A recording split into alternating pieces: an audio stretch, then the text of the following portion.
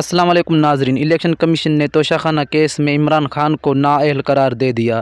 Election commission میں chairman P T I Imran Khan کے خلاف توشاخانہ کیس کی سماعت چیف الیکشن کمشنر کی سربراہی میں 5 رکنی بینچ نے کی۔ الیکشن کمیشن نے chairman P T I Imran Khan کو 63(1) کے تحت نااہل قرار دے دیا۔ الیکشن کمیشن نے فیصلہ دیا کہ عمران خان کی نااہلی 5 رکنی کمیشن کا متفقہ فیصلہ ہے۔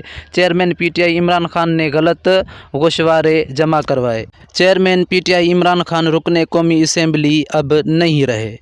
الیکشن کمیشن کی جانب سے عمران خان کی قومی اسمبلی کی سیٹ کو خالی قرار دے دیا گیا۔ الیکشن کمیشن نے chairman P T I Imran Khan کے خلاف محفوظ کیا گیا فیصلہ سنایا۔ واضح رہے کہ الیکشن کمیشن نے 19 ستمبر کو توشاخانہ کیس کا فیصلہ محفوظ کر لیا تھا۔ تو ناظرین، ہم آپ کو بتاتے چلیں اس کیس کا آخری فیصلہ آج جمعے کے دن دوپہر 2 بجے ہونا تھا، تو الیکشن کمیشن نے اپنا فیصلہ سنا دیا ہے۔ Chairman P T I Imran Khan کو نااہل قرار دے دیا گیا ہے۔